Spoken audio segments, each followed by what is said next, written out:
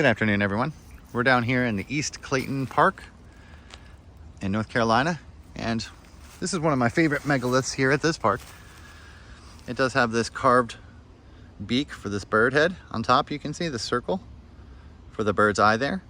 And as we know, in this culture, this North American culture, there are always birds on the heads. So what we can do today is try to find the human image that's in here. So more than likely, we'll be able to catch it, but we may have to stand up on the stone. You can see all the carvings and lines in this though, all the little wavy diamonds and things that are carved into this. You can, if you look closely, you see a lot of different symbols and markings on here. I could try to point a few of them out, but there are so many. And just these markings here. As we know, this entire place was inhabited not that long ago. And North American cultures kept a lot of these ancient Stone Age traditions for a very long time. We have to keep in mind this was the New World, right? So the image that I can see pretty well down there, we always look for the longest point as being the nose. And then we can line up some of these flat edges in order to get the other images out. So how you see now how we line that up, we might be able to see a duck head pointing up there with its round head there. Even if you can't see any of the art, which this one's not super easy to see, you can still see all the wonderful markings and lines on it. There is a large collection of these here, and we've visited this place a few other times. But it's always fun to come back and take another look at them. We have some really beautiful crystal effigies that are down here as well. Smaller ones, handheld ones. And this whole section here is perhaps rocks left over from the housing development next door, but I see another really great carved one down here. All kinds of carvings on it in the same style as that first one there. We can try to get a little closer to that. So here we have a little boulder, and it's not super easy to see, but what we notice is that it's got all these little cracks and marks in it. Each one of these little cracks and marks is actually its own effigy. And so at one point you might be able to see how they may have been creating these. It's probably a little tough to see with the sun in there, but you could have one boulder and create several of these. What we normally see is the smaller effigies here. You can see how the carving is still there for this character with his little hat. You can see the circle eye. So there's just a little Indian here on this rock. And we could kind of deduce that perhaps they would chop off or take out some of these and make the smaller effigies out of them. So sometimes we talk about finding things in progress. And I always like to point out that nothing was really left unfinished ever with these folks. They finished everything. And there's another version of this right below it. And here we have a very large blade on the end of this one we can see. Now this is possibly a shaman site, so I don't remove, and I recommend that you don't remove as well, any of these stones out of these shaman sites, but you can see how this is a sharpened, literally napped edge on the end of this.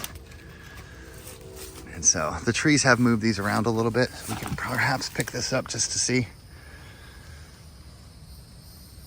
But it's a very beautiful piece here. Here's this one that has, again, those same cracks within it. It's the same type of crystal. And now the moss is kind of growing in between it, breaking it up. There are a lot of these here of the same stone type, and it seems like they may have been putting a plaster or something on them. Let's go ahead back up top and get some better views. Here's a really nice one with the nose poking out here. So, of course, does have a few different ones on it, but this whole head statue, the shadow's kind of hitting it pretty well. You can see this white crystal portrayed here. I'll show you a few of these other large ones that are stacked up. we have this painted mammoth here. We can see with the straight long trunk, and never mind the shadow there. You may be able to see the eye for the mammoth there, and of course the hump. And it does have all that paint and color still upon it. Many times they did mark these with a large X in the middle, and so you'll find that a lot as well.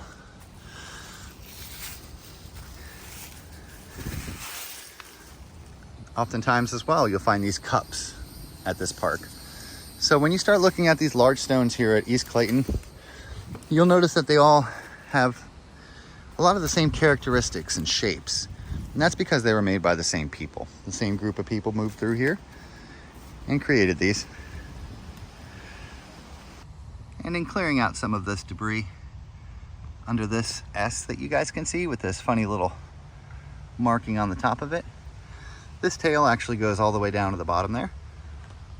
There's just a large, perhaps a snake carving, or perhaps it's a symbol on this. Hopefully you guys can see that one well. So many of these are covered up and they're still placed in the ground here, so we can kind of catch what we can catch. But there's really so much more underneath here. So the glaciers may have brought the stones here originally, or at least to this area. And then of course they were carved and worked by the people that lived at least 30,000 years ago in this area.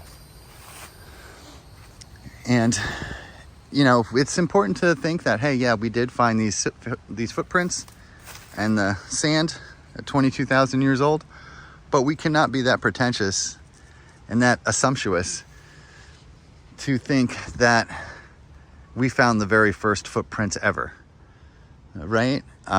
If we found ones that were dated at 22,000 years old, then just imagine how far back the other footprints are that we are just not finding yet.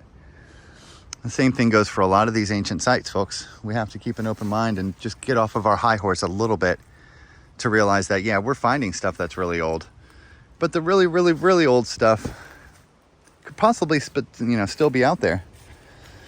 We are not that great to find every single new thing, or old thing, I should say. Oh. So if you do come out here, beware of the spiders. Lots of big spider webs up here. We're over here at the disc golf course area, and we've looked at this site a few times before. It's just really great to come back out here and look at some stones with y'all. Let's go ahead and take a look at a few more different areas. Here we are walking along one of the many stone walls, boulders that are all put into a line down here. There's several rows of these that come down, and there's so much more still in the ground. But just give you guys a little bit of a look at this line of boulders.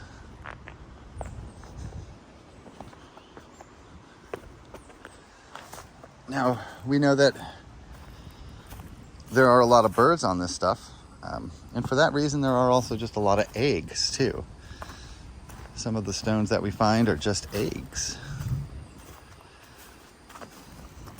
Here we have again where the stone is split and separated from the original there.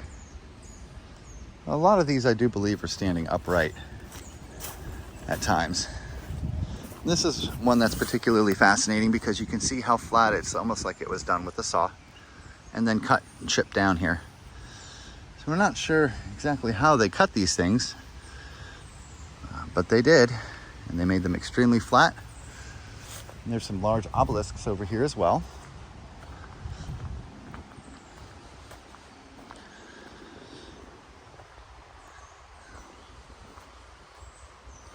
And there sure is a lot to see in these stones. But let's go ahead and take a look at this obelisk and some more of these very flat stones here. And you can see this big, long, flat table. It's as flat as an operating table. It's something that they enjoyed doing. So You can see why we would kind of figure that a lot of these would have been standing up at one point in time.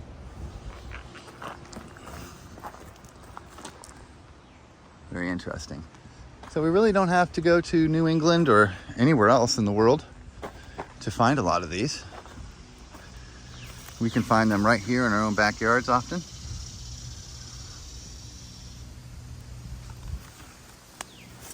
To me, it's very fascinating. So if you guys like this video, I go into detail about a lot of these. Today we're just giving a quick tour of it, but we do go into much more detail about these large mammoth stones here that you can see represented. There's also human figures pointing in different directions on this, and symbols and markings. But we can see the mammoth swoop for the trunk, and you can see how this would be the ear of it. So they were just cutting these and breaking these in different ways. And we can see how these pieces here are almost able to be broken off to create their own effigies, to create their own images inside there. Well, thanks again for joining me for this, and we'll catch you on the next one. Bye-bye.